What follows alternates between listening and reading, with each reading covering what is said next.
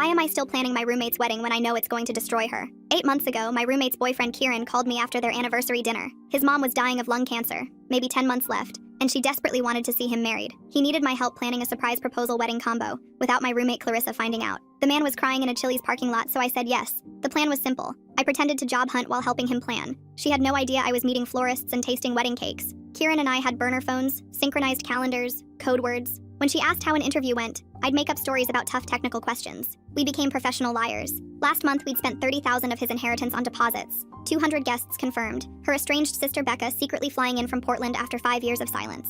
4 weeks before the wedding, everything shattered. I came home to find Clarissa sobbing on our bathroom floor, pregnancy test in her hand. She kept saying, "This can't be happening," over and over. When I asked whose it was, she just shook harder and said she needed time to think. Very weird. But my phone started buzzing with Kieran's texts about centerpiece emergencies while Clarissa was falling apart in my arms. The next few weeks turned into psychological torture. Clarissa would spend mornings throwing up, which I kept telling Kieran was just a stomach bug when he asked. She begged me not to tell anyone about the pregnancy because she needed time to figure things out. Meanwhile, Kieran kept calling about wedding details for his mom's wheelchair ramp, final vendor payments, the photographer's shot list. Every call made me sick because I felt this wedding was not going to go well, but I had to keep pretending everything was perfect. Clarissa spent her days crying over mysterious texts that mentioned pressure and impossible decisions. I figured she was working up the courage to tell Kieran about the baby. She'd stare at his picture with her hand on her stomach, whispering, "I'm so sorry," when she thought I wasn't listening. Then Kieran sent me a video his mom had recorded about future grandchildren who would carry on after she was gone. I couldn't even finish watching it. 2 weeks before the wedding, Kieran showed up with his mom's wedding veil from 1973,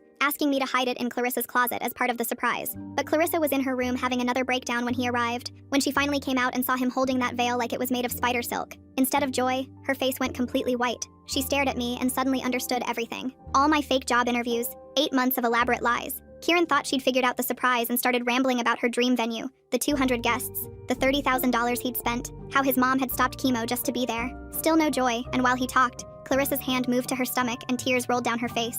8 months of lying, she whispered, and I thought she'd tell him about the pregnancy right then. Instead, she looked straight at me and said, "Show me everything you've planned." For the next 2 weeks, we finished the preparations together while she hid her morning sickness behind anti-nausea pills. She practiced her vows between bathroom runs and smiled through dress fittings while her panic grew worse every day. The whole time, she kept promising she'd tell Kieran the truth after his mom passes. This morning, the day before the wedding, she finally told me everything. The baby wasn't Kieran's. It was her ex-Nate's from 6 weeks ago when he'd been in town while Kieran was at chemo. Coffee had turned into tequila, which turned into the mistake growing inside her. She planned to keep it secret until after his mom died because she deserves to see her son happy, even if it's all fake. Tomorrow, I'm not watching my best friend marry Kieran while she's carrying another man's baby. And even though I helped plan every detail of this disaster,